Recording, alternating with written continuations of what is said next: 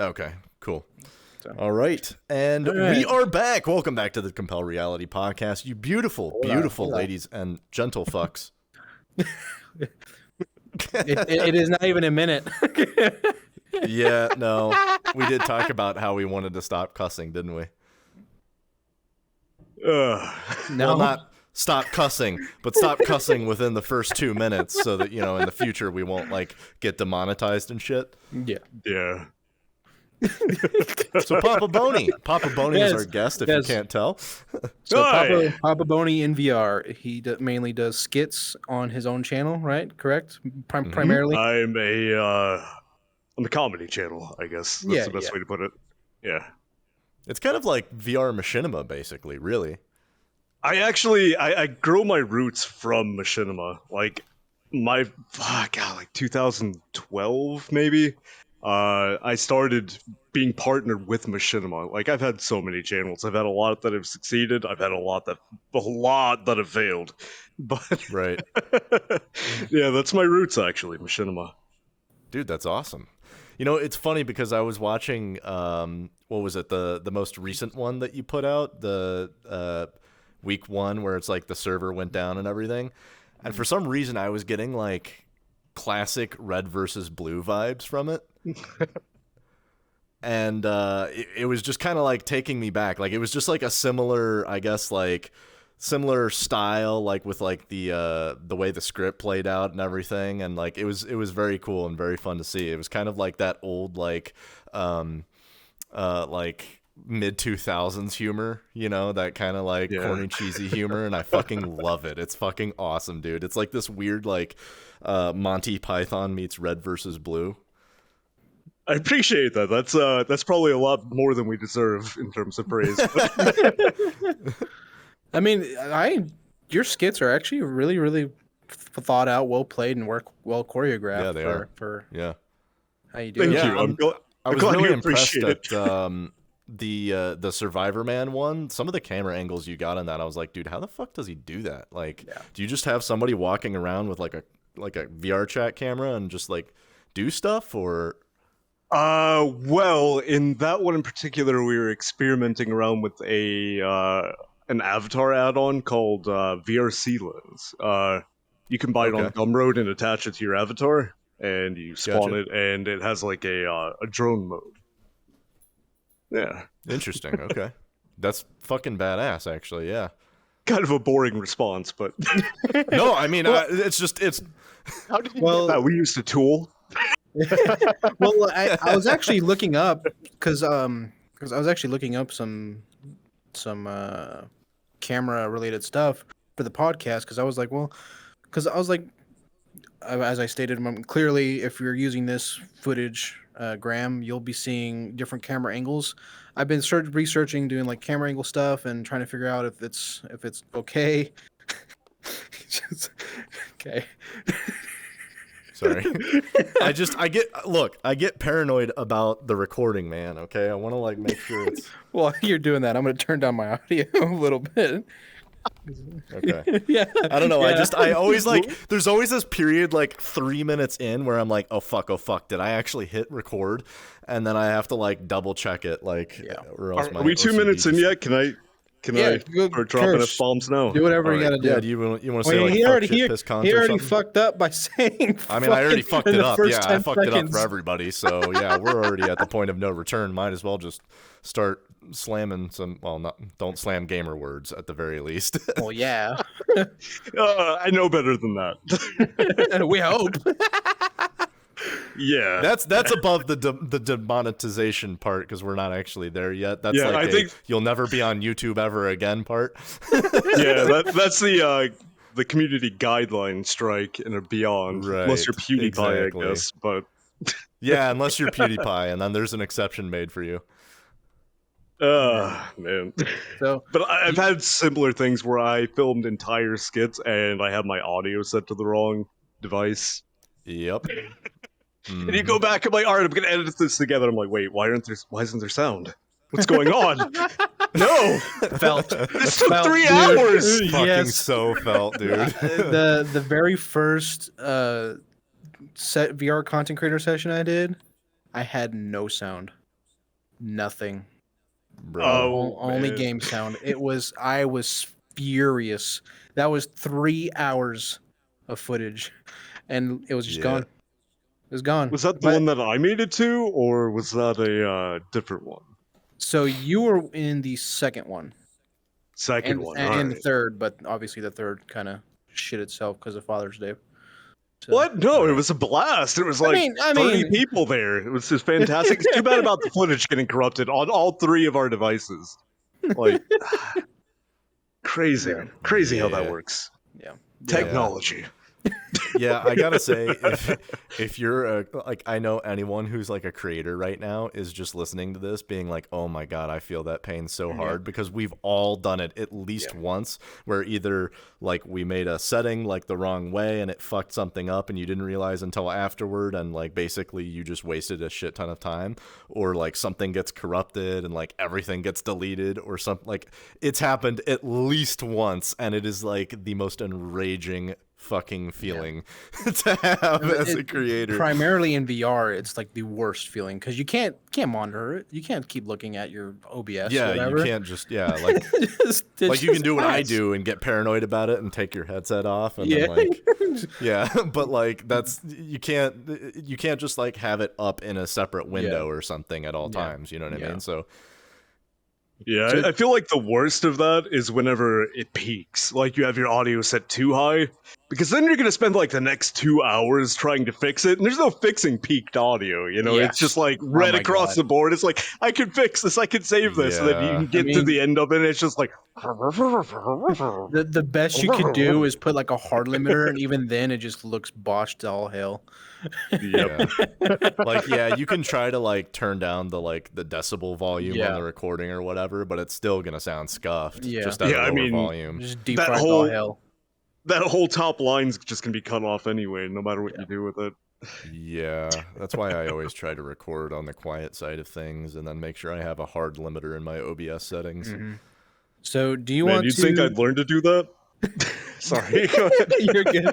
Do you want to to give context to the viewers what you do, particularly on your channel? I know I briefly described it, but what do you want to go further into detail on what you do? Yeah, I can certainly try. I'm a shit posting channel. No, he's right. That checks out. That's pretty accurate. Yeah.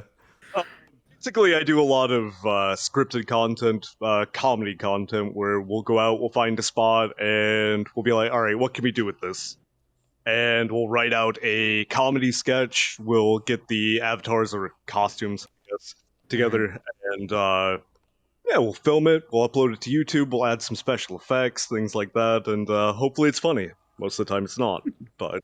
You know. I enjoy your stuff. I mean, I thought it was pretty fucking funny. I was watching it the other day, and I was fucking getting really into it. I started binging your shorts, all those like little mini skits that you upload every other day or whatever.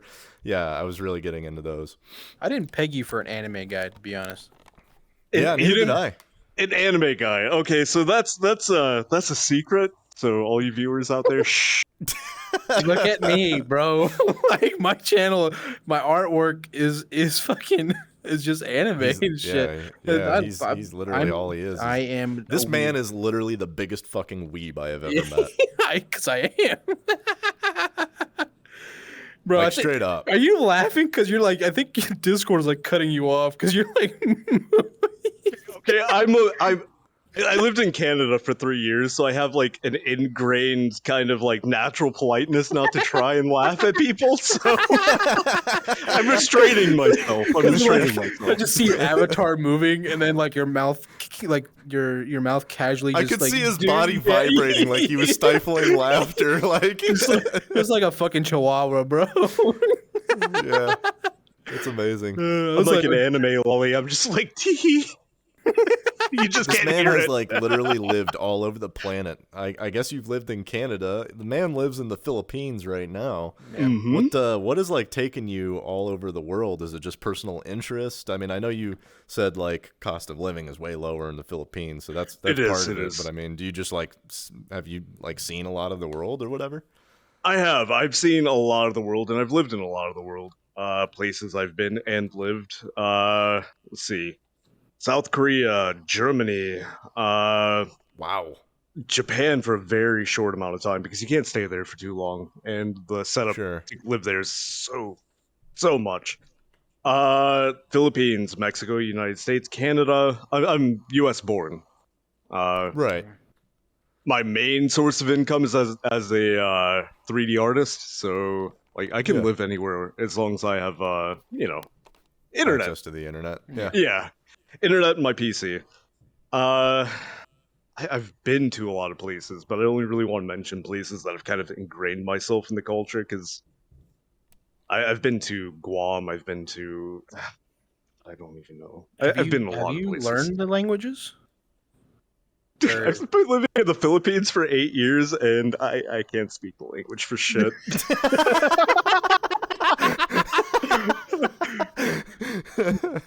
It's literally just called Filipino, isn't it? It's like it's its own language, Yeah. right? Oh, I'm not learning Tagalog. See, if I was learning Tagalog, that'd be a lot easier. I'm learning one of the dialects of it that's a lot more like Spanish in a way. Mhm. Okay, It's right.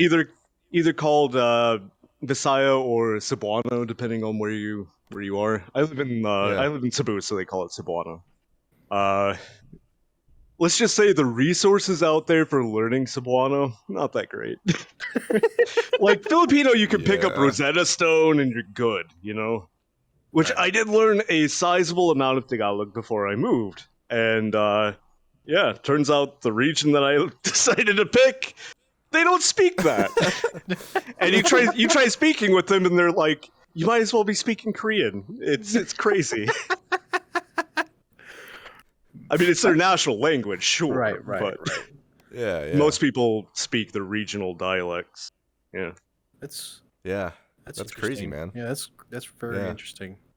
I mean, have you learned any of them? Any of the languages throughout, like, from where you Oh live? yeah. I mean, like, okay, I give myself a lot of shit about my Messiah, but like, I can understand it pretty decently enough to get around. It's coming to speaking it that's more of an issue. Mhm. Yeah. Forming syntax for me is my biggest, because okay. When it comes to Messiah, I didn't know I'd be here for like a language thing. Hey, man, you brought up all the countries you lived in, so that's kind of on you. Messiah 101 with Papa Boney. Today we'll be learning the word for red. Can you say there are 7 cars in the parking lot? Can you Fuck say no. there are orphans in the... But yeah, when it comes to like Tagalog and Messiah especially, man, there's a lot of words that mean the same thing. And I'm talking like simple words like nah or nah will have like 20 meanings. So you're sitting there having a conversation with oh god, Okay. and there's a word that I absolutely hate, kuan. Which means it's kind of like when you don't know what you're trying to say, so you just say that word. And that is the fucking worst. Like you're following along, and it's like, okay, I understand what's going on in this conversation, all right? And then they just drop that kuan. And it's like, I'm fucking lost. Because, you know, most people, they can kind of infer, they're like, okay, so the subject's here, and we've been talking about this. I'm still like 10 steps behind, piecing things together, like, okay, they said this, then this, all right, and then that. And it's just dead. The conversation's like, okay, hinay hinay piliw, which means slower, please. Man, I was not expecting that to come out of your mouth. I was like, hold on, what you say? You want to run that by me again? You want to run that by me again, Chief? Want to run that by me one more time, please? Yeah. You said that for a split second. I just went dumb. My brain went to mush. This has been a very interesting cultural lesson on the Philippines. Yeah, I mean, This I'm has gonna been be very honest, I'm gonna insightful. be 100emoji.gov. I was not expecting you to have lived on several places of the earth. I thought you just lived in the Philippines and the U.S. That's all I thought. No, I've lived in a lot of places. A lot of it was early wanderlust The rest of it mostly has just been cost of living at this point. Yeah. Like I had a Yeah, that nice makes nest egg saved up, and then I'm like, you know what I'm gonna do with this? I'm gonna travel. I'm gonna spend it all. I'm just gonna blow it. Yeah, I mean that's definitely one way to do it. Did you find yourself more enlightened or wise for your experience? Okay, so I like to pretend that I am. Does that count? Yeah. I do. Okay, so a lot of people that I've met that have never left the country or so much as left their hometown, I do feel like I have a pretty good leg up on them in terms of like worldview, because like these places are drastically different than you'd think when you're living in the U.S. Yeah. So much different. Like their values, the things that they hold important. Like you get this idea when you live in the States, like, yeah, we're a cultural melting pot. We see everything. You don't see shit. Especially if you're living in like, rural North Carolina or something like that. No, you're seeing white people and that's about it. And that Chinese restaurant that's not actually Chinese food. Correct. In fact, as a rule of thumb, most Chinese food in America is not actual Chinese food. It is not. I've had authentic Chinese food, and boy, is pig feet different. I don't eat Chinese food, but what I've noticed where I live, if you get Chinese food, usually the places that actually serve authentic Chinese food just say Chinese food. It just says, like, that's like the restaurant. It's just Chinese food. Like there's a place down here where I live, like about one city over, or not really city, a town over. It just says Mexican food on the Mexican food. We have Mexican food. Yeah, it's literally all it says. It says Mexican food right there on the top of the building. That's all it says. Yeah. It's like, okay, well. I have to say, there is something to be said though about getting like authentic Mexican food. It is. I love it. God, chef's kiss. I mean, it is the food of my people. I cannot complain. I actually have carne asada on my fridge. I'm about to make some more carne asada. Hell yeah. I'm about to just make it all and just eat it all for myself. I love how this is like a fucking VR podcast and we just came on here and started talking about like world culture and food. I mean, I'm not mad about it. I'm not complaining. I think this is a great conversation, but we can delve back to the VR. I got some questions for you. I mean, we could go ahead. So for your skit content, Oh, that's really weird looking for the camera. I have a physical armrest here, so. I mean, my angle looks natural. So my armrests are right here, and you can see how that looks. Yeah. This is mine. This is mine. I'm just imagining Gramsci. I just imagine Gramsci in his mansion sitting before his fireplace, like, yes. He reaches down, pets the hound's stroking head. a Siamese cat. Yeah, that's a good Maxwell. Just have the Godfather cat, So you come to me. You come to me at the time of need. Don't let me fuck your asshole. You come to me on the day of my podcast, and you ask for help. So your skits. How long does it normally take you to do your skits? Oh God. Normally. Okay, so give me a range. That 8 hour and 47 or 8 minute and 47 second video. Yeah, no. Oh, it gets worse. That 8 minute and 47 second video took us 41 hours to edit and film. Oh my good lord. Wow. Holy shit. That's to like be fair, everything, including like recording, getting everybody, because it's not just recording like a single person. You have to get like a literal team of people together, which is probably already a pain in the ass. Yeah, plus editing, plus post, plus it's a challenge. It's definitely a challenge. To be fair, this time it took a little bit longer than it was supposed to. Mostly because we were experimenting with things and we just didn't like the first half of the video. The original was just complete dog shit. And we're like, we're just going to refilm this entire thing, which means I had to get everybody back together, the cast, the guests, things like that, and be like, okay, we're going to refilm this part. Right. That makes sense. So that tacked on like maybe 5 hours or so, but So how do Editing. you acquire your cast? Do you just Oh, friends boy. basically, or just meet people I on think VRChat? you might know that firsthand. I'm planning on having Soul on as a Kermit because of his astounding Kermit. Kermit the fucking frog here. Kermit the Frog. Don't mind me. I'm just gonna come in your asshole. Oh yeah, baby. Oh. See, that's exactly the kind of scuffed that I need for this coming up thing, because it's gonna be a group of cannibal Kermits. Yeah. So I need hell exactly yes. that. Yeah. Yes. So I already told him yes, but I am A-okay with being a cursed motherfucker being Kermit the Frog. Yeah, if you want more cursed Kermits, just let me know. I'm more than happy to help as well. Okay, yeah, definitely. And I'm gonna let you know, obviously, because podcasts and stuff, but we feed off each other all the time. Yeah. We if you see some of our older videos where Yeah, we for just sure. go around in VR chat and Literally- just act like idiots, dude, it gets pretty deep fried. Literally, the first video we ever collabed on was Onward, and we were so just comfortable with each other immediately. Like almost immediately. Yeah. He was like that's making great. Chinese restaurant jokes about his dog, and I was like, "Hey, Vin Diesel, hey yo," because his dog's name is Diesel. I was like, "Okay, well, this is gonna be great from the start." I love a good It was meat 10 out of cute. 10, good time. Yeah, good meat cubes. Is that what you said? Meat cute. Oh, Give me meat some cute. woof woof lo mein.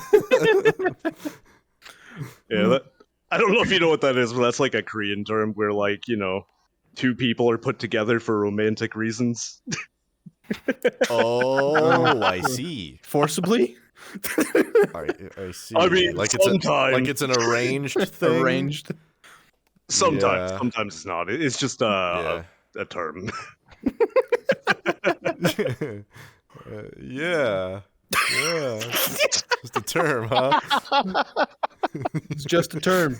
Just a term. Just, okay, Just- meat just a cubes. term. Yeah, It's just a term. Sometimes me and the homies slam our meat cubes together. Wait, does he still think it's cube? Meat cube? Isn't that what you said? Cute. That's what I thought at first, but it's no. it's- C-U-T-E. Oh, meat Cute. cute. Hey, damn girl, you Yeah, cute, bitch. yeah. You cute, motherfucker. Damn, you got some cute ass Damn. meat, homie. Damn, hey, yo. Yeah, so okay, so the meat cute in a K-drama or something like that is when oh, he drops a thing, she bends down and picks it up and their eyes meet. Or their parents have arranged for them to meet together. Yeah. It's a meet cute. Yeah, Prison wallet. it's like a love at first sight type thing. There's fireworks going off and it's a romantic. Yeah, that kind of Don't thing. drop the soap. Yeah. Don't drop the Okay, soap. that's not really that romantic as it is. It is just rapey. that's just straight rape, my guy. That is just straight up non-consensual pounding. Well, I mean, of is butts. it still if you pick up the soap and look him in the eyes afterwards? Does that still Okay, count as a maybe. meet Okay, yo. I could make an argument for there could be a meet cute situation where that happens. However, I think in most cases that is not how it happens. Oh my god. Man, is it getting hot in here, boys? Like shit. Damn. Fucking getting steamy. Ooh, I need to take off my So clothes. Papa, you said you kind of got your start with Machinima of all things. What were you doing back in 2012? I'm guessing Halo 3 Machinima at that time. No, I was actually doing World of Warcraft. Hell yeah, let's go! Yes! Dude, I used to binge World of Warcraft Machinima back in the day. That shit was awesome. You might have seen some of mine. I don't know if you watched. I probably did. I had quite a following. I just I ended up deleting that channel. Sad. What was it called? Oh God, what was the name of my channel? It was Valinsith or Valinsith Machinima, or God, I can't remember. It was so long ago. Okay. Uh, Any chance I was there's a RuneScape guy. So. any chance there's an old what do they call that? One of from the old internet where it's like a frozen in time type deal. I'm like just Wayback completely Machine, stroking on the word. whatever Yeah, like the Wayback it's called. Machine. Yeah. Yeah. You know, there might be. I probably have a video uploaded to a different channel that was some of my work. Yeah, Okay. I'll have to send that to you. Yeah, I would love to fucking watch that. That would be awesome. I was a RuneScape guy, so I was not a WoW guy at all. So I have no part in this. You are the inferior of the two. All right. I mean, I ain't shitting on Warcraft, but fuck you then. No, I'm kidding. I was like balls deep into RuneScape. Like I was in that shit, cock and all, you know. Yeah. I was I feel it. from the age of 10 to high school ish. God, 'Cause that's I just played it so like old school RuneScape. I did not Dude, play the new school shit, whatever the fuck it looks like now. I have adult friends today that still play it like all You know, the time. My Wow. fiance jumps back to it every now and then. I played it with her once and I stopped because I died doing the Hemlick. No, not Hemlick. That's something Heimlich trials. maneuver. Yes, sure. Something trials. he died from the Heimlich maneuver. Like, you did it wrong, my dude. You did it so wrong. I just took cocks in my mouth. You know, that's how I died. So, all right. So sorry. He was choking, and then I was choking for a different We went on a reason. tangent there, but like, okay, so you started with World of Warcraft Machinima. Where did that take you? I'm assuming you were doing 3D artist, like you're a 3D artist by trade. That's like what you do as your job. So you've been doing that the whole time. Did that ever kind of like lead in? Is that why you were kind of interested in doing Machinima? Well, let's see. God, 2012 was so long ago. Yeah, I 10 feel it. years ago. I can't even Yeah. remember what I was doing back then. It feels like I know it I was was a doing different YouTube. world back then. I think I was in college. I used to do 3D art for fun. Okay. Don't sue me, Autodesk, but I pirated a copy of 3ds Max back then and just tinkered around. You know? I think you're past the statute of limitations on that one. I think you're good. Probably, maybe. And I just fell in love with it. I loved creating. Creating is my driving force for doing just about anything. Yeah, I feel that. So I'd say that the 3D art augmented my my Machinima stuff because I was able to do stuff that a lot of other creators weren't able to do because I was able to make my own assets and, you know, like practically green screen that shit in on it and make it, you know, add more to it. 3D art has been a love-hate relationship for me. Okay. Me with It is 2D a art. constantly evolving field where God, it's kind of like being a doctor in a way. God, that sounds pretentious as fuck. Okay, it's kind of like being a doctor where you have to go through like seminars every year or something like that just to keep up to date. Except for it's every 2 months, something new is completely changed about the landscape. And it's like, cool, everything I know is now worthless. And now 2-year-olds can do what I do. Right. So Yeah, I completely understand that on a personal level because I used to be a mechanic and the cars would just fucking like be updated and upgraded so quickly. Like we had to do like certification training every single year. I mean, you had to do it. And it was like the next shit you learned, it was just a completely different car. So I totally understand what you're saying. I feel that on a personal level. how long? That is a weird realization. Sorry, go ahead. Yeah, go ahead. Again, that's my Filipino lag, guys. I'm This is not what rude, happens I when you have promise. 3 people with ADD in the same room. How long have you been doing 3D art? Like, Oh, God, I think I was like maybe 15. So Wow. 17, 18 years maybe? Like, oh, wow, man, that's Started on it young. Yeah. yeah, I actually said I pirated 3ds Max just to be more relevant to anybody who might understand. But I pirated Wavefront, which is a totally different beast. Okay. But yeah, that's less relatable. So I just said 3ds Max. Yeah, 3DS Max, yeah. I have no idea what that program is. Yeah, neither do I. I'm just smile and wave, boys. Smile and wave. I'm like, I'm going to pretend like I understand what that jargon means, but I have no clue. I feel like there's some sort of... Sorry, go ahead. Yes, I was going to say, we're just two idiots that do VR content. I feel like there's some sort of strange correlation between being a mechanic and doing 3D content, because I swear I know so many content creators, and so many of them are like, yeah, I used to be a mechanic, and I'm like, is it the job that drives people to do it? Or can you fill me in on some insight here? I think it's like, okay. I know at least eight people who now make content who used to be a mechanic, including a dude on my team. I think there's like a hands-on element to it. Like you're not just sitting in a desk, right?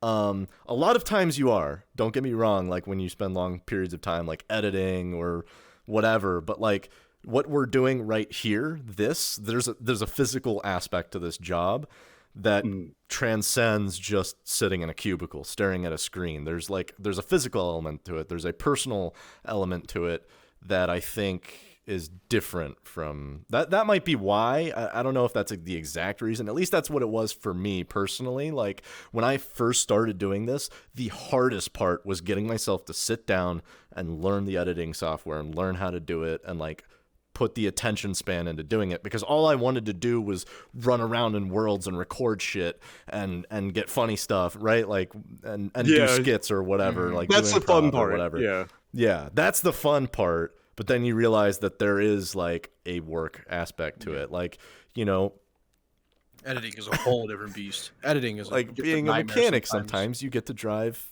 cool cars, and maybe sometimes you break the speed limit on those cars, and I'm not saying I did, okay, but that's the fun part of it. And then there's a work part of it. That's what drew me to being a mechanic to begin with. Was I was like, I literally could not sit in a cubicle and stare at a screen all day, because like I did that. I went to college and I dropped out so fucking fast because I was like, this is not for me. I can't look at books. I can't stare at shit. Like I gotta do something with my body. Just Gramsci casually driving a Lambo, just zooming through. No Lambos. I think the coolest car I ever got to drive was a Audi R8, the Audi supercar, the V10, which is basically the same engine and chassis as the Lamborghini Gallardo. Yeah, that sounds like a car. I think after that was an Audi RS7. It was a V8 twin turbo. Stock, they were like 556 brake horsepower out of the factory, but this particular customer who was, well, I'm not going to say it because I'll probably get in trouble if somebody from my past found out I did this, but they were a very high-profile person, very, like basically celebrity status, and they had tuned it up with straight pipes, and they increased, it was a stage 2 on the turbos, and then they did a tune to increase the boost, so it was pushing about 800 horsepower directly to the wheels. And man, that was fucking wild. To anyone who's like a gearhead, if you've ever experienced a all-wheel drive vehicle have wheel spin, it is fucking gnarly. It is really fucking weird. But yeah, that's probably, I think, probably the coolest car. Does your audience know where you live, Gramsci? Yeah, vaguely, probably. Yeah, they know I live in Elden Ring. Oh. Yeah. Yeah. Okay. That feels like a very shy answer, so I guess I'm not gonna dox you then. No. It's okay. I live in Ohio, which is basically Elden Ring. So I mean, I'm not gonna I don't want to give away the specific. I'm trying to think of celebrities that live in fucking Ohio. I'm like, Dave Chappelle? Think sports teams. Oh, okay. Yeah. Yep. Not. I'm not a sports ball man. If I said Like, where I basically lived, gave you the answer without actually telling who it is. I mean, like, I mean, it could be anybody, but like, there's a lot of sports teams in Ohio, but Plausible deniability is what it's all about, folks. exactly. And I don't know what the statute of limitations is on felony reckless driving. So, if I said where I lived, you could narrow it down where I lived so quick. I could just say the state because there's only like 3 cities here that are really populated, and I'm in those populated cities. I feel like I already know where you live. It's like he's like, you didn't even have to say the state, bro. Yeah, the second you started talking, you're like, you can narrow it down. Like, okay, you live in one of those places where there's only like 3 or 4 places to live at in that place. 2 or 3 major cities in the entire state. Yeah. Just be like, this guy sounds Midwest. Sounds like a redneck-ish, Mexican for sure. Some I don't know, man. Okay, sorry about that. I know where he is. Okay, so real quick, just not to detract from VR any more than I already have. Thanks for having me on as a guest, by the way. No problem. Yeah, dude. Shout out to Papa, because he did this world. We said it our first podcast here. Oh yeah, he did. Yeah, yes, he made this I can't world. believe I fucking forgot to mention that. Yeah, this world is literally thanks to this man right here. So, yes. So yeah, Papa thank you, has bro. made this world, and I made this. yes, yeah, I made he's this. kind of an awesome guy. He made this. He made this right here. So, but I genuinely feel bad that you made this for us without compensation. I know you said you were like, this is for me though, man. This like for experience, et cetera, et cetera. I'm like, well, I still feel bad, So, yeah, it was for me. It was for me. This is actually the first VR chat world I've made. So I kind of use you guys as in my opinion, as a testing dumping ground for all the shit I wanted to try. I'm like, I need a project, but I'm too brain dead at the moment to think of my own small thing because I have a feature creep problem. Okay. Where I'll make something. I'm like, I want to add this. Okay, now I want to add this, and then by the time I'm done with it, I'm never gonna get done with it. Yeah, that's I feel it. That's like modding a game. Like, oh man, my mod's so successful. Blah blah blah. My mods are great. All my mods in my mod list are great. I'm like, but that one, I need that one. That'll be a game changer. I need that one. Okay, and then you'll go down the rabbit hole and get everything else. This one adds like different patterns of butterflies, and it keeps crashing me. So I need to add a mod to fix this one. I just had a super random idea, and I'm not saying that I want you to do this because I don't want you to just like work for free for us to like make this. But I was like, wouldn't it be kind of funny if we had like a controller in here somewhere that we could keep hidden until the very end of the podcast, once like we stop recording and whatever, and we can just press a button and it'll just transform this into casting couch. Oh god.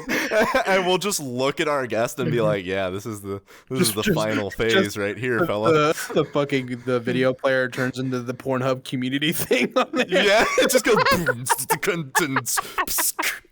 yes. Papa is in the casting couch. Just a completely random, just like scuffed, like funny thing we could do at some point. Sure. Like obviously not right now. Well, with this throat, I think I could go all the way down to the ribs. Oh my god! Hey, yo, say less, Boney. Hey yo! I didn't even realize you had muscles left in there. Yeah, because your mouth is moving very unanatomically correct. So you can form that O, baby. Hey, yo. Oh. Hey, it actually does. What the fuck? It actually bends. Oh my god, that's amazing. That's a fucking soaking mouth right there. Well, yeah, I mean, that part. I know this is a VR podcast, but I think it's cool that we could just have these. What? Don't forget to bleep that. That's bleep what? Apparently to YouTube, it's a gamer word. Ooh, God. Wait, yeah, you said the C word. Yeah, dude. Oh, wow. Really? YouTube calls that a gamer word? Yes. Oh, yeah, dude. Yes. It is. Oh, it yeah. is- It is. Shit. It is technically For classified real? as it's technically classified as an extreme profanity. It ties in to YouTube standards. It ties in with the the N word and the F word. No. F word meaning the T with the T at the end. So yeah, Dude, there's no. Really? Many Australian Yeah, channels. I feel like they're not defeated even by that. close to being the same. Like, the Australians are having a hard time back there.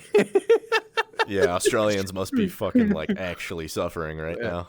Dude, I hate it because it's my favorite. It's my favorite word. Such a fun literally word. my favorite word. Such a fun word. Just it's like it's sharp, to the point, and sometimes fucking hilarious. It's just a hilarious word. Yeah, man. Ugh, I Yeah. love that fucking 10 out of word. 10. Would recommend. Yeah, so don't forget to bleep that. Okay. I'll do this. Job over there. I'm gonna be watching this. I'm like, oh god. I'm on the So I'm on the episode where they got permabanned. Editor me will know to go back and bleep that. That's why I waved there. In Edit. case anyone was wondering. Edit it. Take it out. Just cut all of that. Let's start over. All right, so we have Soul BC welcome with back us to the today on Compel Compel Reality. I am the guest now, damn it. I am become guest, destroyer of podcasts. Remember? Man. I mean, clearly you saw it, but did you see my tweet about somebody getting mad that I used dark mode? Oh yeah. Somebody legit got tilted over. Yeah. Someone I was doing like a tutorial video for Skyrim VR or whatever, and then this dude was like you dark mode nerd or whatever. I was like, huh? You use dark mode? Why? Yeah. You like your eyes? What's wrong with you? Exactly. It's like, bro, come on. I'm just, what do you expect me to fucking do? You want me to burn out my retinas and just chuck it in an incinerator? Come on, like what the fuck? Right. I was just baffled. I just left it alone. I was like, I'm just not even gonna normally I'm snarky with it. I'm just like, I'm not even gonna respond to this. Yeah. It's like there's what It's the not fuck? even worth it. Yeah. It's just not worth talking to somebody that's that Yeah. smooth brained. Like, and don't get me wrong, I'm smooth brained myself, and even that is too smooth brained for me. Just cue SpongeBob meme. My eyes. that's basically me with light mode, bro. Oh my god. Anyway, back to the VR topic. I was hoping to go off topic again. Okay. So, how do you just find your worlds? Like, do you find them for example, Yeah, if you just go like if you world- open up world the surfing. if you open up the world the menu thing, do you just look up something specific, or what how do you find your world? Ooh, okay. So in the beginning, I had to do that. Now I have a guy. Technically, I mean, he doesn't know he's my guy. Oh, But- look, Papa Boney's fancy. He's got a guy for that. No, I'm kidding. I'm I mean, totally fucking with you. okay. Shout out to Etsy on TV. You know, that guy all the time. He messaged me on Discord. He's like, "Yo, I found this world and it has all these things. I think you could do something here." And I'm like, "Yeah, I could." Thanks. Thanks for the tip. Like, God, 90% of the crap I record now, it's just like stuff he sent me. I really should be admitting that, but Yeah. it's like, I found this really cool anime bridge. I'm like, all right, well, I have no ideas for that, so let's just plop this into an AI generator. Let's have it write a script for me. All right, AI generated script. Dude, Done. I absolutely was good. love the fucking AI generated Generated. script. Generated. I think there was at least 2 that I saw. You may have more, but I watched. I do there have was at 2, least yeah. 2 of them. And oh, hi Diesel, my dog is begging for attention here. Pressing your chest. And Yeah, you're just and like, it was just- hi, Diesel. Is that what you call your nips? Just like, hi Diesel. This one's been. Oh, Diesel. This one's Diesel. Oh, right there, buddy. Oh, yeah. High octane nipples. Oh, Diesel, you're gonna give Papa Boney a bony. Oh. Okay, now he's up on my lap. Okay, hi buddy, I love you. Now you just look Hi, like a stroking a boy. dick, bro.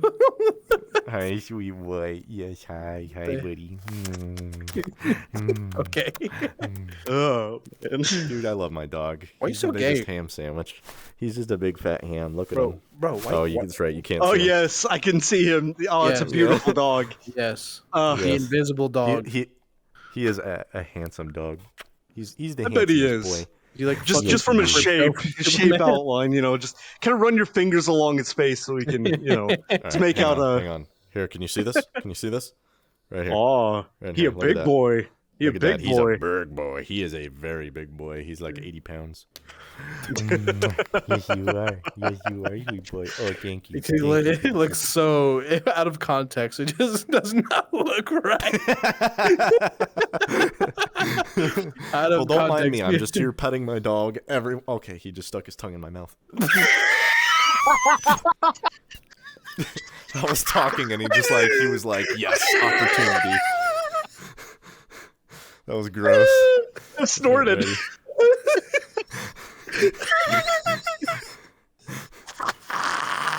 For context, for people who are listening on Apple or Spotify, my dog is on my lap right now and he is being very affectionate. What the fuck, Papa Boney? looks Why did very you stick your awkward. tongue in his mouth? Papa Boney, why are you? Oh God, I didn't know you still had a tongue. Oh, you're such a handsome boy. Yeah, okay, you know what? You're right. This does sound like a gay porno taken out of context. Not gonna lie. Just roll with it, man. Just roll with it. This is definitely being a TikTok. Just say. Oh, 100%, and I am fine with it. You better Oh, be, man. bitch, because it's gonna happen anyway. Oh, man. Oh, I should have my said God. my name during it. Yeah. Yeah. Oh, you Papa. should've. Oh, Papa. Oh, Papa. Oh, yeah. Put your bony deep inside of my bony hole. Nice bones. Oh, God, your bones are so hard. You would not believe how often I get that from people who try to, like, I don't know, intimidate me or something. I just don't get it, but, like, a lot They're of people trying to flirt with you in VR.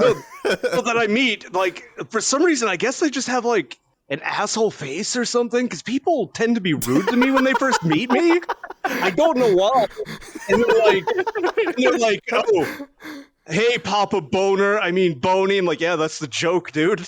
That's the fucking joke. Oh, my God. Yeah, I mean, I guess your face is kind of punchable, you know? Aw, skull. I look I'm cute. obviously I'm kidding. the kawaii I'm- skeleton boy. What? You Look. are a kawaii skeleton boy. You sound like you want to skull fuck him. Well, I didn't say that, but like, you know, I mean, if he's down. I mean, it is my only functional cavity. It is literally his only hole. I mean, your eyes are wide enough, Wait. so. It's true. But why am I True. the bottom here? You're hollow. Come on. I mean, You're I'm hollow. all bone. You're still hollow. I mean, it's You're not hollow like you inside. have working appendages down there, correct? Have you seen? I mean, no. I might get into Okay. some ERP or something. You don't got know. All right, pants. touche. He's got sir. pants. The man's got pants. Yeah, You got a point. The man does have his pants on. I mean, who knows? Maybe he's got a detachable penis. Fucking Q moist critical. He's grabbing his cock. His cock is out. Grabbing his cock. Oh, this is the moment we've been waiting for, baby. Taking his cock out. He's taking his cock out. Holy shit. Man. Okay, so it doesn't seem like we're going to get back to the VR topic, so I really want to talk about my off-topic thing real quick. Is that all right? Go for Go it. for it. Papa Boney's Okay. completely given up. So I'm just gonna throw this out real fast. All right. So I went to school first for simulation and game design. Right. I figured that'd be a good thing for me. Nothing came of it. I mean, I was already a 3D artist by the time I joined. Whatever. Right. I just wanted the piece of paper. The second thing I went to school for was as a like an investigative detective. I went to Interesting. criminal Okay. justice. Yeah. Yeah. The reason why I didn't go through that was because on the very last day, like before graduation, right, they decided, hey, let's have a field trip. And what they took us to was a body farm. Have any of you guys ever been to a body farm? Okay. Wow, No. that got dark really fucking fast. Oh, I'm sorry. Are you sensitive to that? No, You no, just got this I far. don't give a fuck. I'm just that just got really fucking dark. Okay, well, it has a lighter side, all right? yeah, sure. Took us to a body farm, and like until you've smelled a body that's been in like 3 inches of water in a sealed room, you don't know what death smells like. All right. Yeah. So I ended up quitting. I didn't go through with it because I'm like, you know what? I think I'll go back to 3D art because I don't want to spend the rest of my life smelling this. He's like, you know what? I'm not a fan of hanging out with corpses. I'm gonna go back to doing 3D art.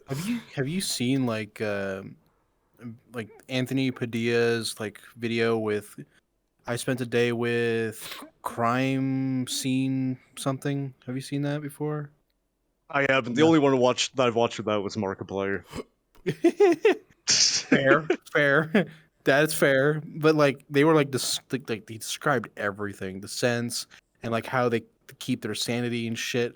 It's so intricate and weird. I was just like, I couldn't do it, bro. Yeah, I feel like you would have to have a I don't know. I just feel like there's just certain people who are cut from a different cloth. You know what I mean? That Yeah, for do sure. that kind of thing. Like, As a gamer, you think you can go through with it, because like all the other stuff, all the Yeah. fake stuff, where they set up all these intricate like puzzles, essentially, right?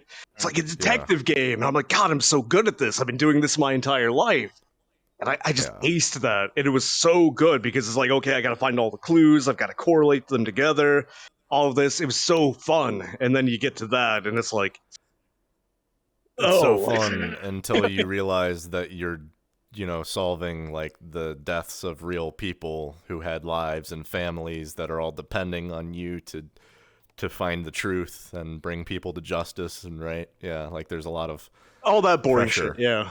Yeah, I couldn't deal with all that blood, like that shit. Like I'm okay with gore and shit, right? Like obviously not like realistic gore, but I'm okay with like for example, Punisher Warzone. That shit was gory as fuck. I'm okay with that. Or like what's it called? The Predator 2000 something movie, 2016 something ish. That one was gory as fuck too. That one was like Mortal Kombat level gore. I was like, that's dope. But like actual gore, bro, nah, homie, not for me, Yeah, dog. that's a no for me, dog. Yeah. I think, man, yeah, I think you have a point there because it's like there is a huge difference, and you're like, yeah, I'm a gamer, I can handle this, right? Like I see this shit in video games and movies, right, all the time, and nothing will ever prepare you for seeing a real human life body that is like mutilated or destroyed.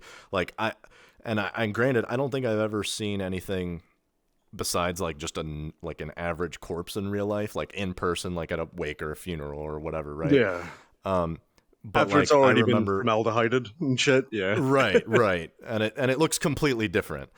Yeah. But I'll never forget when the war in Ukraine first started. There was a lot of coverage on like TikTok and YouTube and like all kinds of It was clips everywhere. going around, and nothing prepared me for the video that I watched of a tank that had been lit on fire. Well, I'm assuming it got like blown up, but then the ammunition inside like cooked off and incinerated the tank crew.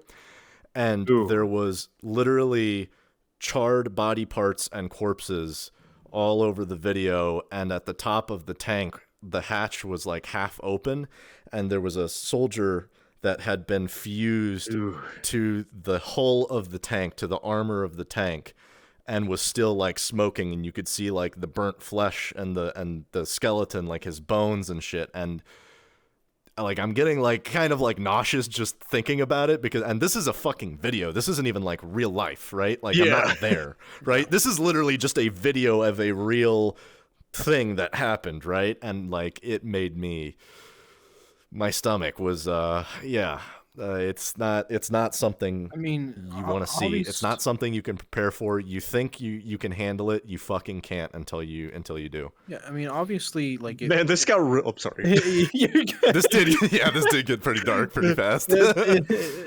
Obviously, though, like of course you're gonna feel that because you know it's reality. You're just not there. Right. I mean, it's not like you're watching a movie or a game or whatever. You know, like your mind knows that you're playing a game or you're watching a movie, Right. etc.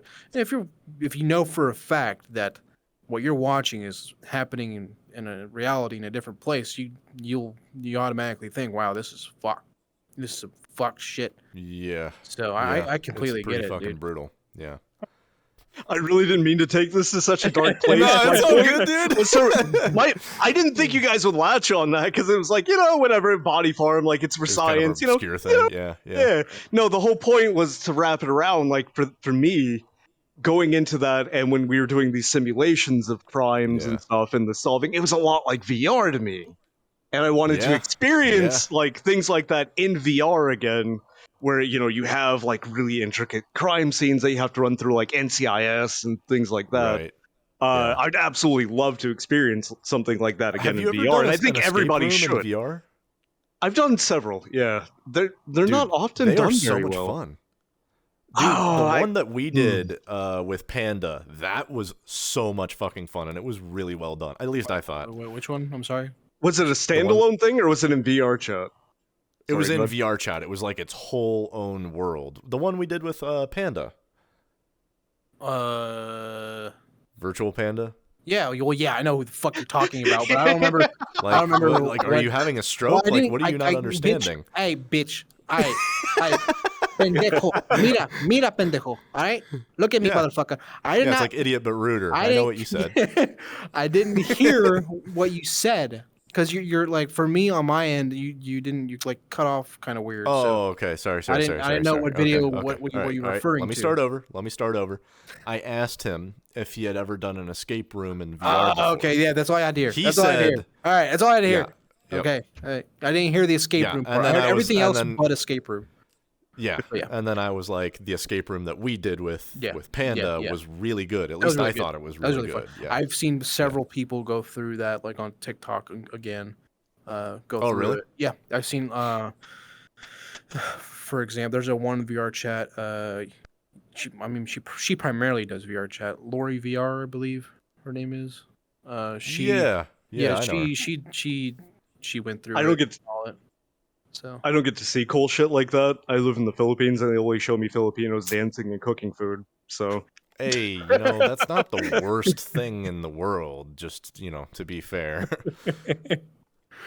yeah, I've seen. especially the food part. I'm very much into that because I'm a fat ass. So yeah. Escape rooms are actually really fun. I enjoyed this escape room. That was actually a really fun Yeah. time. That took forever, especially that one particular part, which we just couldn't fucking wrap our heads around. I was just like, I'm done. Oh, the one where we were in the room with the statue and we had to decipher the code. Yeah. That was very difficult. That took a lot of us to figure that one out. Of course, Literally. it didn't help that we're all Idiots. fucking retarded. Like honestly, let's just call a spade. We're fucking retarded. any chance you can remember what the name of it was, or I think it was just. I called might escape room. have it. Let me see. I know. I have it favorited for sure. I'm pretty sure I have it favorited. Yeah. the one I did was Pop Escape Pop Room? Escape. Pop Escape. Yep, that's it. Oh, yeah, that one was on the better end until you get to like the last half of it, I guess. Like at the museum, it was kind of there's just too much shit to pick up and move around that it kind of I think that's spoiled the the part puzzle you were for talking me. about. I think that's what we were talking about. Yeah. It was like it had like the zodiac signs and stuff. Is that what you're talking about? And Yeah. there's just so much there that it was like, okay, well, what if I move this tent here and this here? No, that didn't do anything. Yeah, my brain just got fried that complete session right when we got to that. I was just like, all right, bro, I don't know by the about time this we one. got to the end, I was like, I need to just like turn into a potato and just vegetate. Yeah. Just plant my roots, just turn my brain to nothing because that's what my brain felt like by the time we were done. Yeah, for sure. 100emoji.gov. Too much thinking. Too much So, brain. you guys have probably already talked about it on your show, right? Like what your first VR experiences were.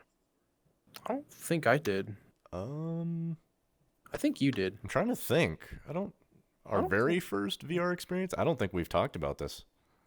If you want to go I first. think we've talked about like how we got into it, but I don't think we've ever talked about like specifically what our first experience was. Our first game Yeah. and stuff. If you I want to feel go like I have an interesting viewpoint on that, or like an interesting thing on Go it. So I'd ahead, like to hear dude. what you guys have Yeah. first, though. Oh, okay. go ahead. So my very first experience ever. Well, okay, this is gonna sound weird, but it was in a dream. Does that make sense? Yeah. Go ahead. Okay. Sure. So I mean, when I was a God, kid, now mine seems fucking lame. Thanks. no, fuck, no. So like when I was a kid, I used to have like these really powerful like lucid dreams, and I don't have them anymore, and I hate it because they were so fucking cool and like so much fun. Really? But I used Because it feels like for me, once I started VR again, I started having lucid dreams every night afterwards. really. I don't dream. Yeah. I don't think mine was directly correlated to VR. I just stopped having them at some point, like when I was like a teenager or whatever. So I was having really powerful lucid dreams, and just for whatever reason, in this one dream, there was a VR headset, like a full-fledged like, and it wasn't. It's weird to describe because it wasn't descript. I just knew it was a VR headset, if that makes any sense. And I tried it. And then from then on, I was like, whoa, this is fucking amazing. Like, I have to show the world this. And mind you, this is when I was a kid, before I even knew that, like, virtual reality was actually a thing that existed. I thought it was just something that only existed in my dreams.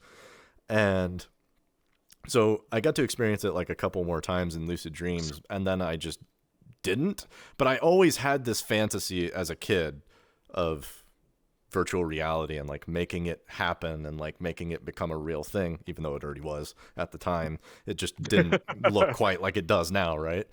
Yeah. And then at some point, you know, I basically just followed it over the years. Like when the DK1 came out, and as that progressed, Palmer Luckey sold it to, sold Oculus brand to Facebook. They started developing, Quest 1 came out, Quest 2, Index is out now, which is what I have.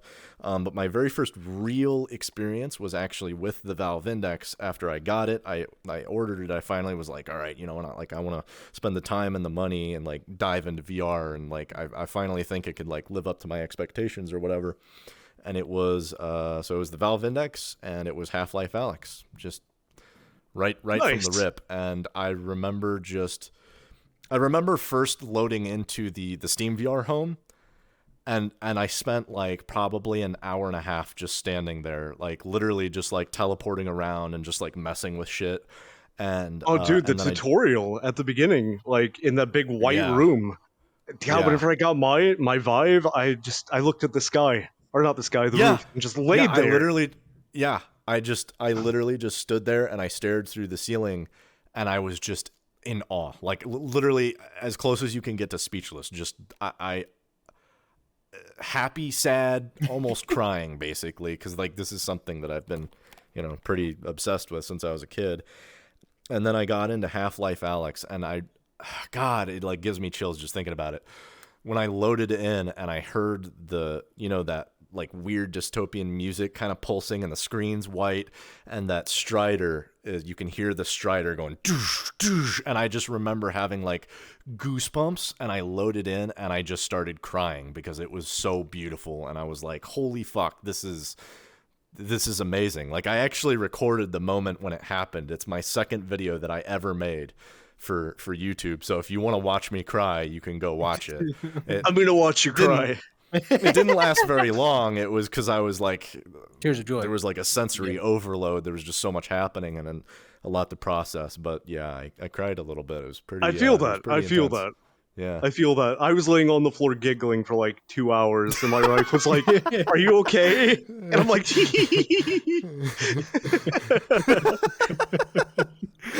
That's awesome, dude. Yeah, there's The Go one ahead, standout thing to me for that is you having a Valve Index and like saying that's what I have, because I Yeah. feel like that's a prerequisite. I spent like 1,400 on this. Any chance I get, it's like a Valve Index. That's what I have. Yeah, yeah. I am a part of the elite crew of VR where we have the expensive headset and you don't get fucked. No, I'm kidding. I'm not shaming anybody for what they can or cannot afford. I happen to have some savings at the time and it wasn't a big deal for me to blow that money. Yeah, no big deal. You know, just money I'm under just the kind of rug. a casual PC VR snob. I guess I'm next. Yes. So you want me to just start from when I saw it? Is that what your question is? Or when I first saw it and got inspired to get I'd like VR? to know your first VR experience. Like, So my first VR experience was, I think it was Blade and Sorcery, to be honest. Blade and Sorcery, yeah. So my inception into VR was, at first it was Markiplier with the DK1. Okay. Seen him do the DK1 stuff. I was like, well, that's awesome. I want to be in a game. And then obviously everyone's seen SAO, right? The well, not everyone, but a lot of people who are VR fans know about it, and it's literally my favorite show of all time. Yeah, we know. Right? I'll die on. You seen yeah, I feel like anybody who doesn't do VR says that show's absolute shit, and I'm like, no, but and then. No, but it's what we want, and it's like, no, that show is narratively shit. It's blah blah blah, what we but I want, love for sure. it. I mean, objectively, it was narratively not the best. I mean, it You was shut your good. mouth. Like, it was good. Shut your No, mouth. but like from a personal standpoint, that's like it's my favorite show in the whole world because I don't know, like you understand what I'm saying when it's like we can agree that it's probably not objectively the best show, but like on a personal like what we like and what we're into, like that's why it's so good for us because it bridges like what we've always enjoyed and loved about VR and kind of shows us where it might go in the future. Kind of like that's when I was a kid, like Dot Hack and Sword Art Online. Oh my god, fucking obsessed. Man, I grew up, like, obviously Dragon Ball is pretty much almost everybody's first anime, really. But like after years went by, I started off with Bleach, right? That's my favorite one of all time. I went from Bleach, and then that train never stopped. I've been watching anime for a very long time. I watched Bleach when I was 12. So, I mean, I'm 24 now, so I watched Bleach for that long period of time. I still watch anime. I recently just finished Bleach again for the 7th time. So Jesus fuck. And that's like, I mean, I guess that's fair. I've literally rewatched SAO like 9 times. But no, okay, well, you don't even want to think about how many hours that is. With you, SAO is what, 4 or 5 seasons? That's what, 12 episodes per? It's 5 seasons now, yeah. So yeah. Bleach is plus 2 animated movies, okay? Plus 2 animated movies. Yes, but Bleach has 4 movies, and I've watched 366 episodes all 7 times. That is true, yes. No, I know. I get it. Yeah, it doesn't compare, but yeah. Yeah, but like I've watched One Piece, all that stuff. Anyway, back to the VR topic. Anyway, SAO, and then I watched other animes that involved VR type stuff. I believe Log Horizon. Yes, that one was great. But I believe the one before I got my headset. No, actually, I think that's a lie. This is after the headset. But Overlord is one of my favorites. Yeah, that one's good. Love it so much. But shortly before Overlord released, I believe I got my HTC Vive Pro. This is before the 2.0s were a thing. So so before Steam-based base stations 2.0 were a thing at all. And then the first few games I got were Blade and Sorcery, Onward, and I believe Pavlov. But I haven't played. I feel like that's just like the generic VR gamer starter package. yeah. But I primarily played Blade and Sorcery because I was very antisocial. I mean, I still kind of am, but I'm getting better at it. Clearly with this shit. Yeah. But and then I hopped into Onward. I actually met my best friend there. One of my best friends there, Berto. You know him, obviously. Yeah. Met Berto on there. Been friends for years now. But my first headset was the Vive Pro before the 2.0s released, and then I got the day one index, which I'm currently using because the mic just sounds better. and then I got Oh man, those old Vive mics. Oh my god. yeah, man. They were bad. They were pretty out there. They were pretty. And they're not bad. They're just like not exactly the greatest. Like they're not like index quality, obviously, you know. Right. Yeah. But and then you got then I got the Quest 2 recently, and I'm waiting on my worse Power than the 5K. Rift mic. Oh my god, that deep. That's what I was. I wanted to bring that up. I just didn't want to interrupt. I had a Rift S, and that is the sole reason why I didn't start doing VR content earlier. Just oh my god, that mic is so deep fried. Bull Chase mains that shit. And we mentioned this so many times, but Bull Chase's mic it just gets so deep fried. I want this man. I want this man to be on the podcast. I want Bull Chase to come up here too, man. Agreed. Because we all, me, you, Bull Chase, pretty much grew together basically in terms of our content creation space. And Truth. But yeah. Anyway, this is about Papa. This is about Mr. Bones. So Vive. Is it about me? What was it? The Vive Pro? Is that what you said? Yes, the Vive Pro. So the Vive Pro that was with your the first? Yes, with the 1.0 wands. So I didn't have the 2.0 ones at all. Wow. So when I got the so at first I just wanted I also got the wireless adapter for the Vive Pro, which is another $300. But Jesus. Yeah. But I wanted to just get the Knuckles controllers. I didn't want the headset for the index, but I can't with 1.0. So I was like, you know what? I'm just gonna grab the whole thing. There's no point. I'm just gonna grab the whole thing. Yeah. So, might as well. Yeah, and I don't regret it. You know, and I got my hands to work with my Oculus too. So I'm excited for that. Do that too. But. Yeah. I mean, you know, if you got those base stations, you can do some full body tracking and stuff like that. That's what I'm looking forward to. Well, I was looking at Mystical, I believe his name is. The Mystical, yeah. VR I was gonna say the furry.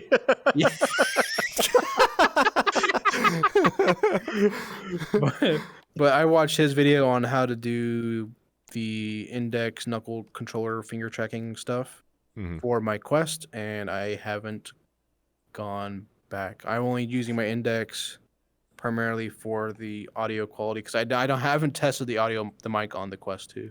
Get a mod mic. Yeah. I'm actually using built-in. I'm using built-in right now. I have like two little fluff balls like glued to my face so that like as windscreens. But yeah, I just got around to buying a mod mic. It cost me twice the price it does normal people because yay Philippines. But you know, it'll be coming soon. I gave mine away. I had one because I wasn't expecting to get a Quest at all, like ever. And then it's a different experience. It is being wireless is so freeing, and like, oh my god, that's why I don't have an index. It's not like I couldn't have one. I'm just choosing not to. Yeah, I've experienced an index firsthand, and I'm like, I don't know, man. Just having that wire, I can't go back to it. Those wires, but I'm waiting for that Deckard. Anyway. Oh Deckard. Oh my god. Oh baby. Sorry, this is a family-friendly show. Dude, there was a time where I was afraid for the Deckard that it was just going to be like, you know, the fucking Steam Deck. And I'm like, oh my god. I would. But I have this harebrained thing that you're going to be able to stick a Steam Deck on the back of that shit. But just you wait and see. I might be right. Unless, yeah. But So Papa Boney, what was your very first experience? Yeah, what was VR? yours, buddy? Well, in the late 90s, I went to thanks. Sorry about that. I have a motorcycle that just loves to run up and down the road. I don't know if you heard that or not. We did not hear it. No. I am now scuffed. Hi. I guess I'll sit up here now. Here. Oop. Hi. So I'm a weird person who sits on the top of couches. That looks pretty natural. Just put your fucking dirty ass shoes on the bed on the couch. The couch you made, damn it. Okay. You made this bed, you'll lie in it.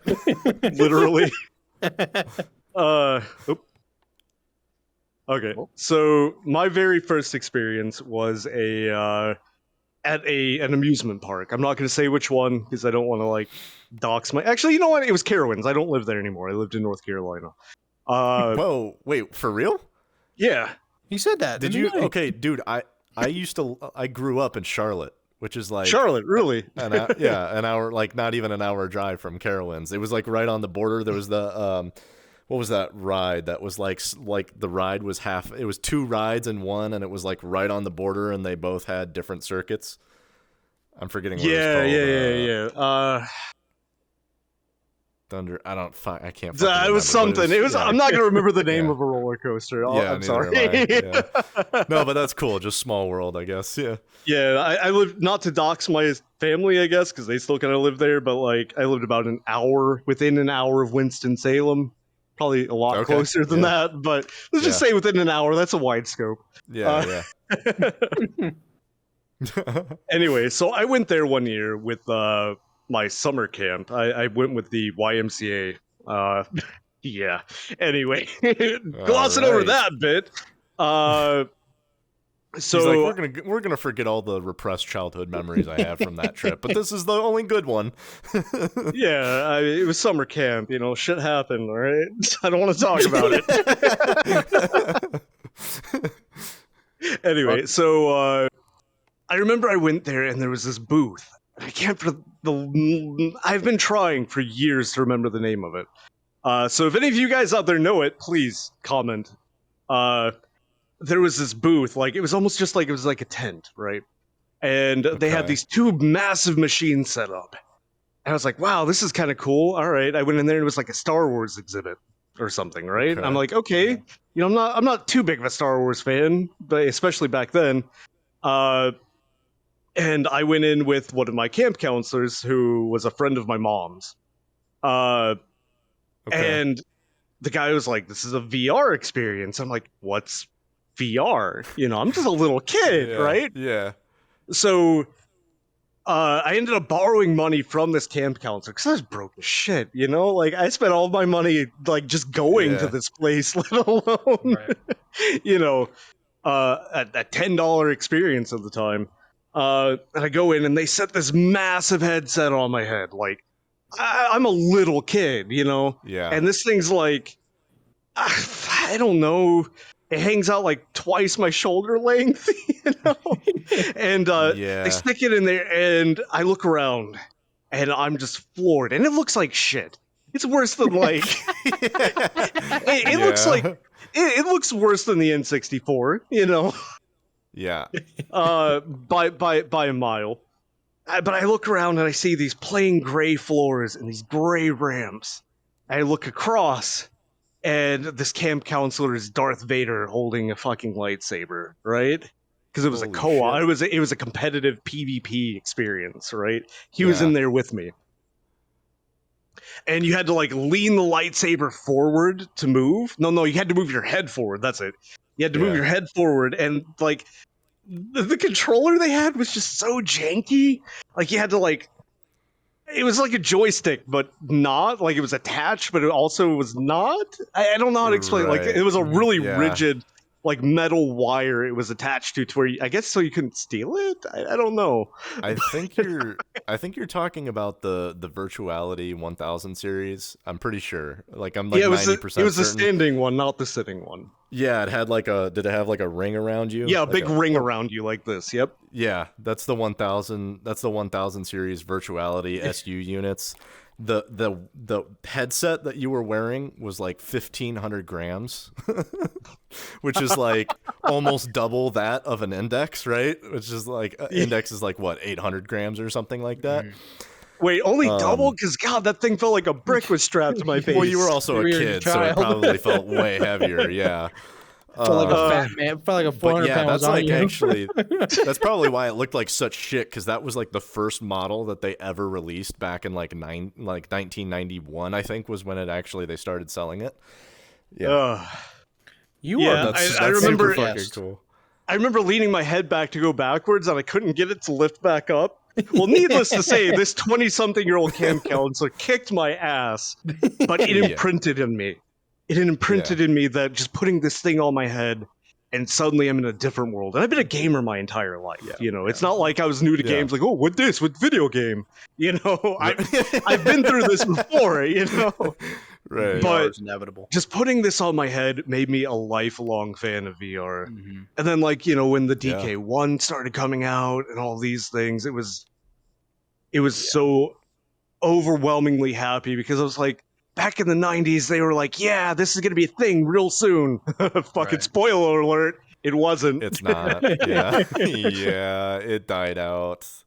But it's actually had a resurgence, and it's doing so well, and it scares me. It scares me every day that I'm like, what if this just dies, and they're right, and this was just a fad? I know it's not, but they just can't. I'm going to say something here that might make me ineligible for the Meta Ambassador program or whatever the fuck that shit's called. Yeah. Right? It's not like I was ever going to be on it anyway. Right. But while the Quest 2 did bring a lot of presence to it, like it made it available to a lot of people, I feel like it hurts it. Yeah. I feel like it hurts it. I feel like it hurts VR a lot. Really? Yes, I do. Because a lot of people, they only experience the Quest 2. And they experience these N64-ass graphics, and they're like, man, this shit makes me nauseated, and it looks like ass. VR is just lame. That's right. Very true, though. That is a very true statement, though, because that is definitely you're just so limited. I think we talked about that like last podcast with Tropical. Like you're very limited if you're just playing Quest. Like 90% or a good chunk. I mean, just play the Quest because they can't afford that PC. Yeah, like don't get me wrong, Meta. I love your headset. It's an amazing PC VR headset when you don't use your software. Yeah, like virtual desktop was a game changer for me. But anyway, I really gotta figure out virtual desktop because the Airlink is just fucking garbage. I've heard they've made changes to it. Maybe I'll try it. Video. Maybe in a year. I'll try it. I've heard that. I was just saying Panda has virtual desktop videos on his channel. Like he made several of them, just explaining how to set it up and stuff. My dog is going ham on his ear right now. He's just scratching that shit and he's like making noises. God damn. Ear. But yeah, I feel like it hurts it. Like it's an amazing PC VR headset. Hands down, worth it, 100%. Wouldn't use anything else until something Valve comes out that's wireless. Yeah. But like deep down, I know it's kind of hurting the credibility. Hey, yo, you okay, bro? Dude, he is just like, I keep looking as he keeps making noises. I'm like, dude, are you all right? Like, I have a camera right there. You should be able to see it. And I keep looking at it. Yeah. I'm just dying over here. Are you okay, bro? Because you keep looking. It looks like you're looking directly at the son of a bitch. Sorry, my dog is like just making fucking noise. I'm sorry, Papa. I was just so fucking distracted. It's fine. I get it, dude. Okay, so the two main people I work with, Vaccine Machine and Dave's not here, are the most ADD motherfuckers you've ever met. I'm going to tell them about that was on this podcast. So hi, guys. Hello. But they're the most ADD motherfuckers you'll ever meet. The reason why it takes me 5-hour filming sessions to get like 8 minutes is because of them. Okay, you might not notice this, but I didn't notice it at the time either. But at the very beginning of the Metaverse is Missing, the very first fucking scene, as it opens, there's an alien right here, right in your face, right in my face. Like you could just see him kind of peeking in and out of the camera, like off of the right hand edge, and you'll just see his face come in, and then he like waves at me. He wasn't even a character there. Like I didn't realize it until it was the last filming day, and we reshot that. And I'm like, you son of a bitch! Are you kidding me? But yeah, if you go back and watch that, watch the right-hand side of the video, you'll see the alien kind of pop his head in like this. Like, I tried to crop it out as much. I noticed that, and I just didn't think anything of it. I was just like, oh, maybe that's just like part of the. I didn't notice. Nope. I watched it. It wasn't. Yeah. But yeah, that's That's what I deal with, so you're perfectly fine. But you are the second person to have experienced the original inception of VR that's on the podcast anyway. Survivor being. I'm like, I'm sure a lot more have. Oh but yeah, that's yeah. right. Mr. Survivor also said Well, that he. yeah. Yeah, Survivor was on Yeah. the what was it, number 6? Yes, number Yeah. 6. Yep. Episode. yeah, 6, I watched yeah. that one. Yeah. Yes, and Well, virtual reality was huge in the 90s. Like, at least, like, I wouldn't say compared to how it is today, because it was a different experience, right? Like, you could only really experience it in, like, arcades and stuff. And, like, there was the Virtual Boy, which I guess you could argue was a form of VR. No. And I had one. Nope. it kind of was, but it really wasn't, right? Like, Nope. No, that was a migraine simulator. That's all that was. yeah, that's also what I've heard, is that it was just a headache simulator because of the like jarring red monochromatic display that it had. Sega VR was almost a thing. I don't know if you knew that. A lot of people. Yeah, don't I realize actually knew that from watching a certain person in this room's video. What? Who's that? Who could that be? I don't know. The cameraman. You're gonna have to edit it so it's very using his interesting. video on that one because I pointed it. The Oh no, 90s Soul's was over there. really- point it again. Point at it again. Point at it I again. think Cameraman. the 90s was really the bubble of VR, I think, and I think now is actually the official rise of VR, right? Like Yeah. before, it was always experimental, or it was used for only enterprise. NASA used it a lot. The U.S. military used it a lot. They tried so hard though. I mean, you guys are Yeah, youngins, I but mean, do you remember the shows yeah. like Reboot and I guess technically Freakazoid and all of those were all like I don't- VR kind of kid shows that were really trying to ramp up this thing to be a thing, and then it never Yeah. came. Yeah, I never watched them myself. I recall hearing about them, but I never actually watched them. But yeah, they were basically like it was like VR pop culture at the time. Like it was huge. Like people were using the virtuality machines to do like ad campaigns for like their magazines. Kawasaki even had an ad campaign using their like they made like a mock-up like basically like motorcycle cockpit of sorts for it. Yeah. Yeah. I wonder if that looked like Road Rash or not. Yeah, but yeah, it's kind of insane. But yeah, it was a total bubble. It like by 97, it was basically gone for the most part, really. Which I do wonder if that hurt a lot of things, or if it helped. You know, it's one of those things like, yeah, a lot of the older generation thinks, yeah, this is just something that's going to go away again. Not going to waste my time with I it. don't think it is. But yeah. I think a lot of the younger people like us, they remember that and wanting that so bad. And now that it's here, it's like, I'm not letting this go. right, yeah, Taking yeah. this from me again. Yeah. Well, like to your point about the Quest 2, like I see what you're saying about, is this really how we want to showcase VR? But I still think at the same time, I actually disagree with you. I think it's actually a good thing that Meta is doing this, even though Meta has its problems, okay? I am not anyone who knows me knows I am not a Meta fanboy. I'm not a simp. I am not a stan for Meta at all. I think there are a lot of problems with that company and Mark Zuckerberg, but I still think it's a good thing that they're making the Quest 2 as accessible as they has been overall a net positive for VR, because it's still, even at its base level, it still blows people's minds. Like, I'll never forget, I took my Quest 2 over to my friend's house, and I showed it to them, and it was just fucking Beat Saber, right? Like, of all things, Beat Saber, right? Which was like one of the first VR games that came out, like for the, what was it, the DK2 back in the day, right? Beat Saber of all things, and they were fucking blown away, right? Beat Saber, right? So like even just that, like I still think you can get people into it with that. Yeah. I don't know. Well, yeah, you can get people into it. The big hard sell is the $3,000 PC. Right. Yeah.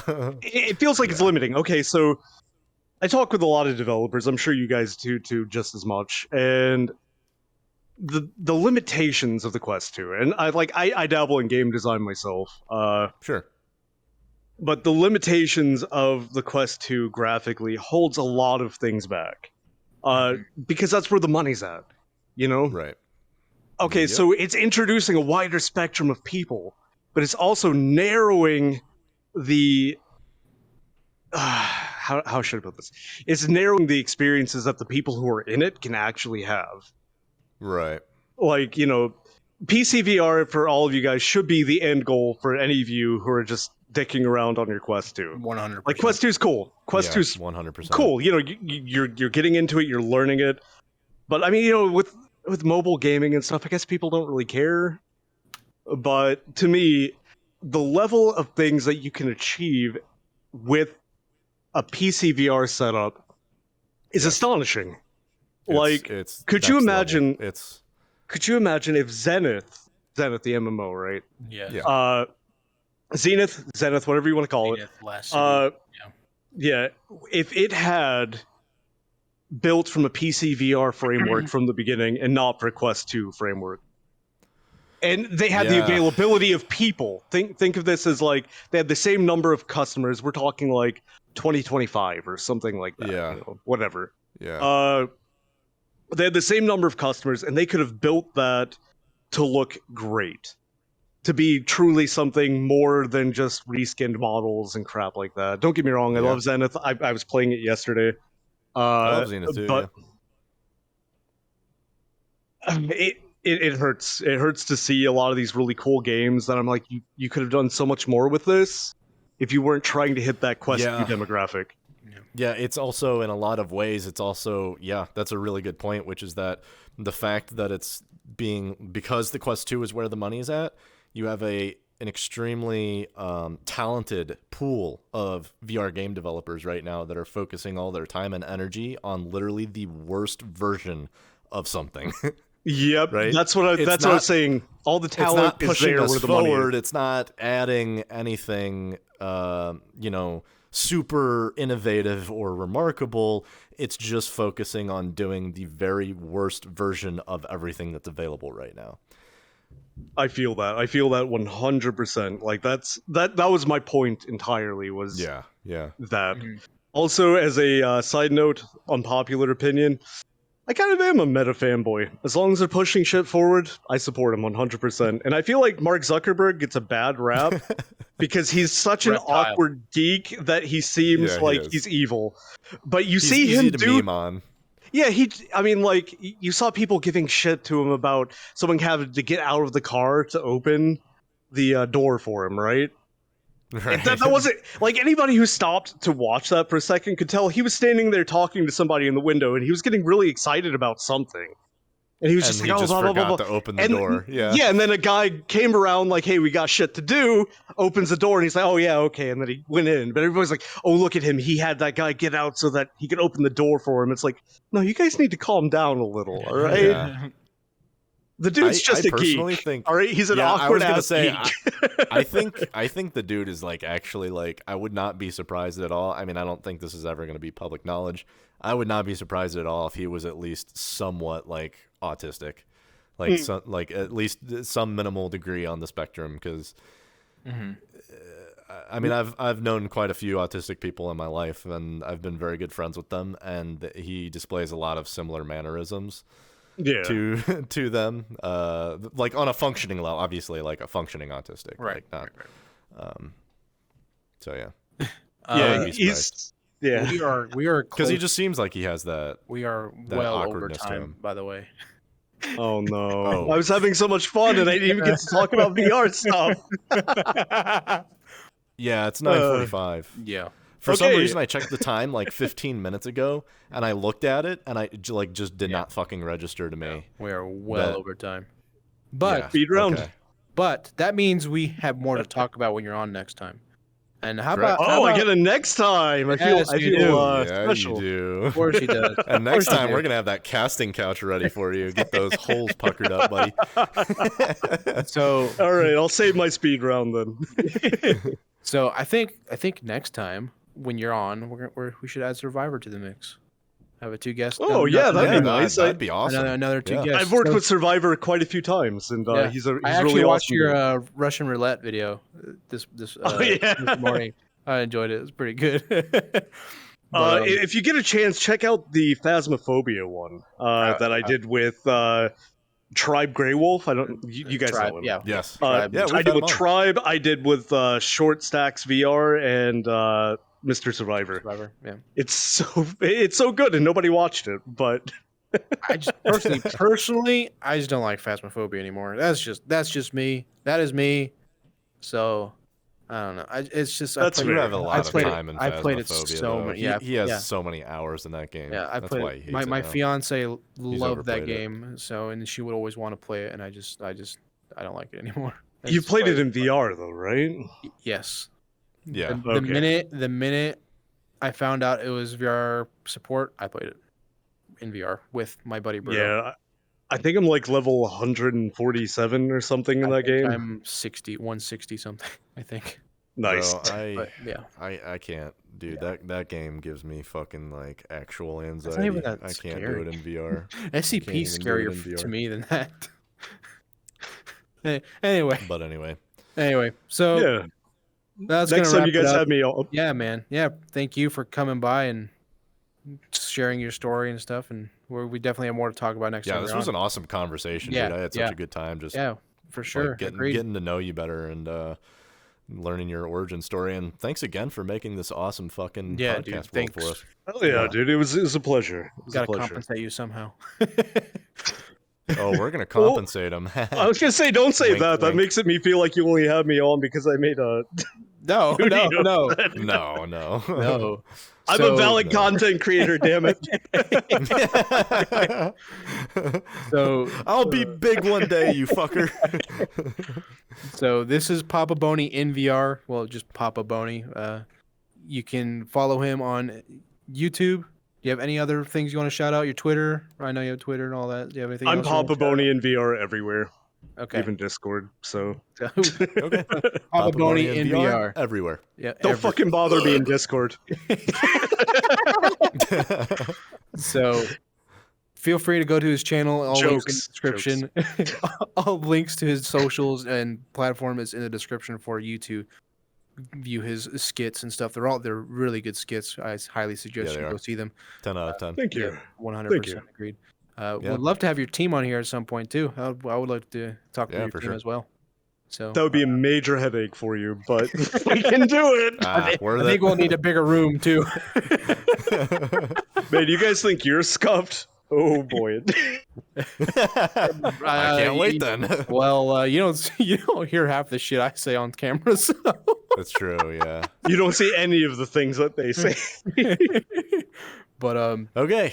Thank you Oh, so God. much for watching. If you're still here, we Yep. love you very much. Appreciate you more than you'll ever know. Be sure to like, comment, subscribe, do all the things, do all the stuff.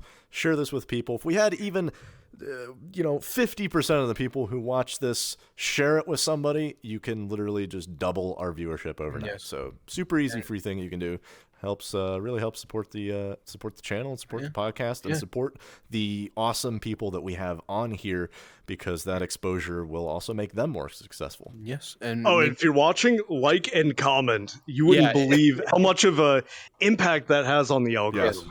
yes, It really does, Crazy. yeah. Even if you just comments leave an free. emoji, Literally, Yeah. it costs you $0. Yes. and leave it an takes emoji. 2 That's what seconds. I've been trying to like cultivate in my channel. It's like, hey, just leave an emoji.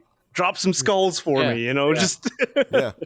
If Yep. if you're Big help, commenting big help, commenting either something that could critique us, if you think something needs to be changed or something, Yeah. just give us some positive feedback, or just criticism. tell us if you liked it. Tell us what part's your favorite. Do whatever you want to do to help. Just comment. Basically, it's all we ask. Comment, Just like, engage. share, Try and engage. Yeah. do whatever you gotta do. If you're new and you like the podcast, hit the big red button, and the bell is only one video a week. Press the button. Yes. Do it. Press the Do it button. right now. Press the buttons. do it. And then again, make sure you follow Papa Boney on his Twitter and YouTube. Subscribe to the man. And if I you're don't give on a fuck about Spotify- my Twitter. Follow me on YouTube, please. Please, God. I'm at like 541. Please, I'm growing, but please. If you're on Spotify, make sure you download the episode, and if you want to, rate us on Spotify as well. And the same thing for Apple Podcasts. Apple Podcasts is fixed. I made a tweet about it on the Compel Reality Podcast Twitter. Jesus fucking Christ. Yeah, but Apple Podcast is now up and running. So if you are more of an Apple Podcast guy, go to that. But or a girl, because apparently 75% of our viewers are women on Anchor. That's a completely different topic. Yeah, that's my wild. mind is just blown. Yeah, that's wild. I was not expecting 75% on what? On Anchor, there's a section where you can view. Well, hang on. Let us wrap this up and then we can talk about it. Okay. Goodbye, everybody. All right. Well, make sure you do all the things. Bye Bye.